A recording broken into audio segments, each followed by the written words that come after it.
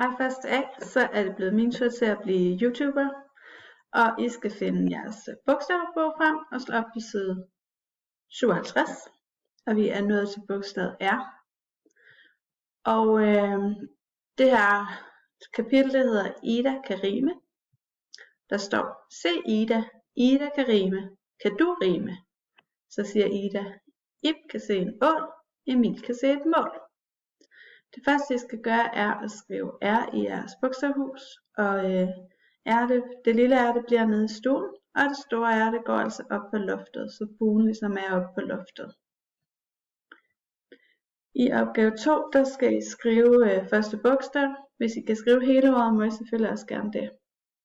Men det er en kanin, en rio, en kam, en bus, en ræv, en blomst, en radio og en bamse. På næste side, der skal I læse og sætte streg.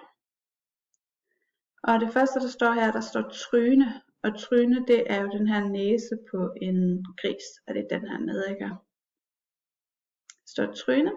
Jeg læser ikke, hvad der står ved de andre her, men jeg vil gerne fortælle, hvad billederne er. Det her, det er en trone.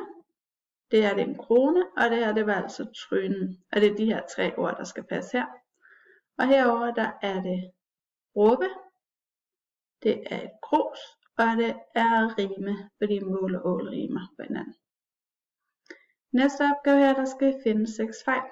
Det vil altså sige, at der mangler noget på det her billede, som der er herovre. Jeg skal se, om I kan finde 6 ting. Og hvis I kan finde dem, så må I selvfølgelig gerne skrive dem ned. Den sidste side her, der skal I læse sætningen, og så skal I sætte en streg. Der står her, en brun sko. Skal altså finde en brun sko, den er heroppe. Sætter en streg her. Skal I prøve at se, om I kan læse de andre sætninger her. Og noget af det er måske lidt svært, men så kan man måske genkende nogle af ordene her. For eksempel står der brun her, så står der brune her. Så kan det være, det har noget med det at gøre. Prøver jeg lidt frem, ikke? Og i opgave 2, der skal I skrive de 2 første bogstaver. Og det her, det er en kran.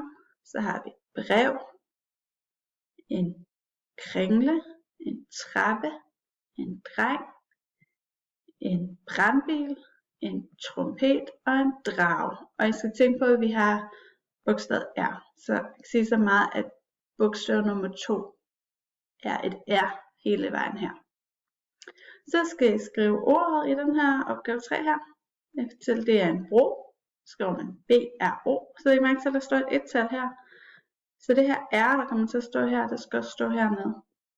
Og den bogstav, der står her, skal stå der. Det, der starter her, skal her, og så videre, ikke? Så det er en bro, det er en trøje, det er en is, og det er et lyn. Så skriver jeg det her, og så finder jeg altså ud af, hvad der kommer til at stå her. Og det var de opgaver, jeg skulle lave i den her bog. Den her, det er først næste gang. Ja. Og se nu bare den her video rigtig mange gange, ikke? Hvis I bliver i tvivl om, hvad I skulle den opgave. Vi ser.